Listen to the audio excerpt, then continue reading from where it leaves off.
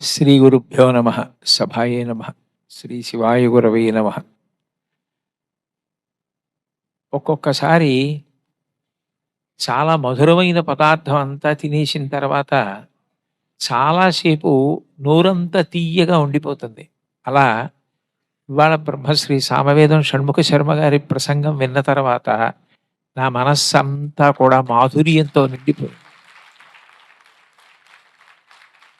వారు చెప్పినట్లు ఈ కాశీపట్టణంలో చాలా కాలం తర్వాత మళ్ళీ కలవడం, విశ్వనాథుడి అభిషేకానికి కూడా అనుకోకుండా ఇద్దరం కలిసి ఒక్కసారి వెళ్ళడం, ఒక్కసారి విశ్వనాథ లింగానికి అభిషేకం చేసి బయటికి రావడం, ఇద్దరం కలిసి ఈ వేదిక దగ్గరికి రావడం, ఎప్పుడు కూత తప్ప ఒక్కనాడు ఒక మంచి మాట వినే అవకాశం లేకుండా బ్రతుకుతున్న నాకు ఇవాళ అక్కడ కూర్చుని వినే అదృష్టం లభించడం, అది ఎవరి దగ్గర వింటే మంచి విషయాలు విన్నానన్న తృప్తి కలుగుతుందో అటువంటి వారి దగ్గర నుంచి వినడం, ఇవాళ నేను విన్నదంతా ఆ సమయం సార్థక్యం పొందింది అని గొప్ప సంతోషం కలిగేటట్టుగా పరమేశ్వరుడు నన్ను అనుగ్రహించడం నాకు ఎంతో సంతోషకరమైన విషయం.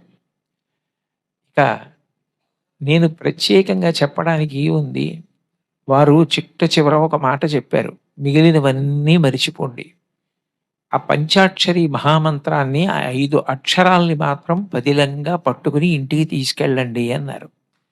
ఆ శివతత్వం అర్థమైతే అసలు శివుడి కన్నా ఇంకొకటి లేదు, ఉన్నది ఆయన ఒక్కటే. ఆయన దగ్గర నుంచి పారిపోవడం, ఆయన్ని విడిచిపెట్టి వెళ్ళిపోవడం సాధ్యం కాదు. శంకర భగవత్పాదులంతటి వారు దక్షిణామూర్తి అష్టకం చేస్తూ భౌరంభం శనలోని లోంబర మహార్నాథో హిమాం సొప్పుమాన్ ఇత్యాభాతి చరాచరాత్మకమిదం యస్యైవ మూర్ఛష్టకం నాణ్యకించన విద్యతే విమృశతాం యస్మాత్ పరస్మాత్ విభో తస్మై శ్రీ గురుమూర్తయే నమః శ్రీ దక్షిణామూర్తయే అంటారు. పృథివీలింగం ఆయనే, అరుణాచలంలో అగ్నిలింగం ఆయనే, శ్రీకాళహస్తిలో వాయులింగం ఆయనే, చిదంబరంలో ఆకాశలింగం ఆయనే, అలాగే ఆ జంబుకేశ్వరంలో జలలింగం ఆయనే, కోణార్కలో సూర్యలింగం ఆయనే, సీతాకుండంలో చంద్రలింగం ఆయనే, ఖట్మండులో యజమానలింగం ఆయనే. ఆయన కానిది, ఆయన తప్ప కనపడేది లోకంలో ఏముంది? అంతటా ఉన్నవాడు శివుడు ఒక్కడే. అట్లా చూడడం అభ్యాసం చేసి, అట్లా చూడడం సాధన చేస్తే శివుడు తప్ప వేరొకటి కనపడనప్పుడు అసలు ద్వేషభావం అనేటటువంటిది అంకురించే అవకాశం ఉండదు. ఉన్నది అదొక్కటే అన్నప్పుడు దాన్ని బహువిధములు ఆనందించేటటువంటి లక్షణం వస్తుంది. ప్రధానంగా ఉపాసనలో పోవలసిన లక్షణం గురించి చెప్పవలసి వచ్చినప్పుడు శంకర భగవత్పాదులంతటి వారు కాశీపట్టణాన్ని ఆధారం చేసుకుని మాట్లాడారు. గంగాష్టకం చేస్తూ మాతాజాహ్నవి శంభు సంగమిళితే మౌళౌ నిధాయాంజలిం త్వత్తీరే వపుషోవసాన సమయే నారాయణాంఘ్రిద్వయం సానందం స్మరతో భవిష్యతి మమ ప్రాణ ప్రయాణోత్సవే భూయాద్భక్తిరవిచ్యుత హరిహరద్వైతాత్మిక శాశ్వతి అన్నారు. అమ్మా, నేను ఈ గంగా తీరంలో నిలబడి చేతులు 2 శిరస్సు మీద పెట్టుకుని అంజలి ఘటిస్తూ నాకు ప్రాణోత్క్రమణం కావడం ఒక పెద్ద ఉత్సవం కావాలి. అంటే ఇంతకాలం ఒక శరీరంతో తిరుగుతున్న వాణ్ణి, అప్పుడప్పుడు ధ్యానంలో సమాధిలో ఆత్మగా అనుభవంలో ఉన్నవాణ్ణి, అట్లా కాకుండా విదేహమోక్షం చేత నేను అంతటా పరివ్యాప్తం అవడం అంటే శివుని పాద సన్నిధిని చేరిపోవాలి. వారు చెప్పిందే కదా, భక్తికి చిట్ట చివరి పర్యవసానం ఏది అంటే పరమశివుని యందు ఐక్యమే. అంకోలం నిజబీజ సంతతి రయస్కాంతోపలం సూచికా సాధ్వీ నైజ విభుం లతాక్షితిరుహం సింధు సరిద్వల్లభం ప్రాప్నోతీహ యథా తథా పశుపతే పాదారవిందద్వయం చేతో వృత్తి రుపేత్య తిష్టతి సదా సా భక్తిరిత్యుచ్యతే అంటారు. అటువంటి శంకరులు గంగా తీరంలో నిలబడి నమస్కరిస్తుండగా నారాయణాంఘ్రిద్వయం, నేను నారాయణమూర్తి యొక్క పాదములను స్మరిస్తూ ఉండాలి. నేను బ్రతికున్నంత కాలం, ఈ శరీరంతో ఉండి అనుష్ఠానం చేసినంత కాలం నాకు శివకేశవుల మధ్య భేదభావము గోచరింపకుండుగాక అని అడిగారు. మహాత్ములైన వారందరూ చూపించినటువంటి మార్గం అదే. అంత గొప్పగా భాగవతాన్ని ఆంధ్రీకరించిన పోతన గారు కూడా చేతులారంగ శివుని పూజింపడీని నోరు నొవ్వంగ హరికీర్తి నుడువడీని దయయు సత్యంబులునుగా తలపడీని కలుగనీటికి తల్లుల కడుపు చేటు అంటారు. శర్మగారు ఇందాక మాట్లాడుతూ ఒక మాట అన్నారు. నృసింహస్వామి గురించి చెప్తూ ఆయన ఇందుగలడందులీడని సందేహము వలదు చక్రి సర్వోపగతుండెందెందు వెదకి చూచిన అందందే కలడు దానవాగ్రని వింటే అన్న పద్యాన్ని పరమశివుని యొక్క ముఖానికి అన్వయం చేస్తూ ఈ ప్రసంగాలంతా అయిపోయిన తరువాత శివుడు విష్ణువు అని రెండు ఉన్నాయన్న భావన మీ ఎందు కలగదు అన్నారు. యథార్థానికి శంకరాచార్యుల వారు ప్రతిపాదించింది కూడా అదే. అంత గొప్ప కాశీపట్టణం.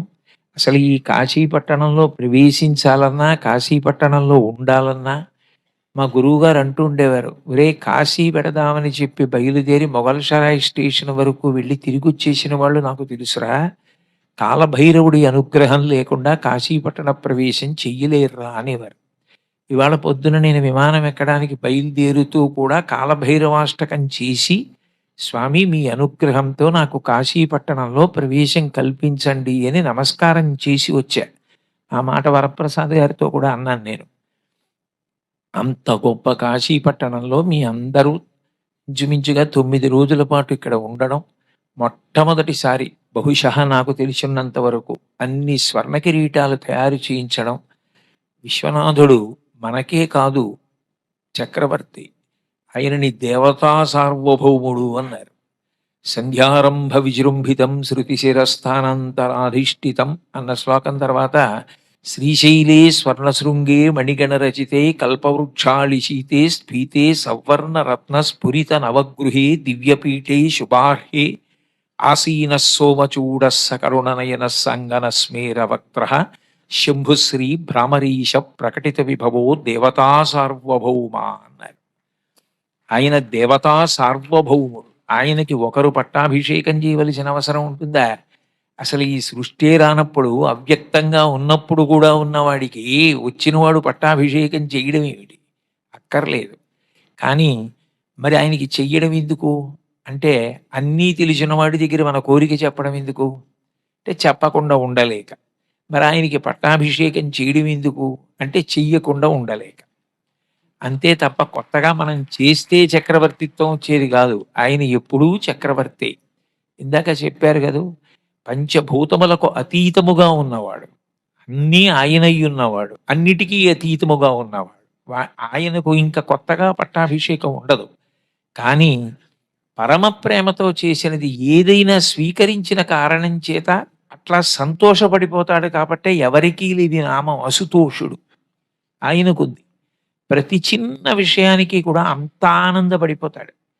అది శంకరుని యొక్క గొప్పతనం. అందుకే ఎవరికి ఎంత శక్తి ఉందో అంత శక్తితో చేసిన దానికే పరవశించిపోయే లక్షణం. అంతేగాని దీన్ని ఇట్లాగే చెయ్యాలని ఎప్పుడూ దానికి ఒక పాఠ్య ప్రణాళిక ఆయన నిర్ణయించడం. ఆయనకి కావలసింది భక్తి, ఆయన యందు ఆ నమ్మకం. ఆయన తప్ప వేరొకటి లేదన్న భావన ఎవరు మనసులో జీర్ణం చేసుకుని బ్రతికాడో వాడికి ఎంత తెలుసో ఆ తెలుసున్న దాంతో చేసిన దాన్ని ఆయన తీసుకుంటాడు.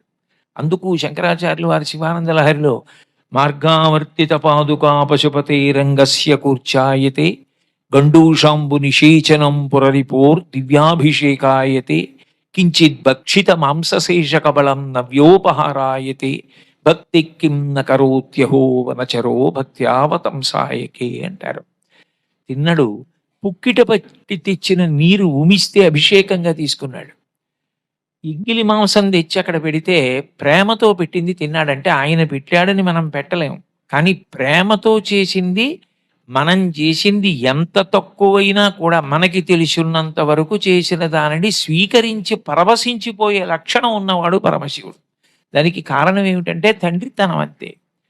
తండ్రి తనంత తాను ఎంత గొప్ప కీర్తివంతుడైనా ఐశ్వర్యవంతుడైనా ఒక 300 రూపాయలు పెట్టి కొడుకు పంచె తీసుకొచ్చి, నాన్నగారండి మీరు ఈ పంచె కట్టుకోండి అంటే పొంగిపోతాడు. ఆయన దగ్గర గండబేరుండం అంచు పంచెలు బోల్డ్ ఉండొచ్చు, కానీ కొడుకు ప్రేమతో తెచ్చిన దానికి పొంగిపోతాడు. కాబట్టి తిన్నడు చేసిన పూజకే అంత పొంగిపోయాడే. అట్లాంటి వాడు పట్టాభిషేకమే చెయ్యాలని కిరీటాలే చేయించి ఇక్కడ 9 రోజులుండి కష్టమో, నష్టమో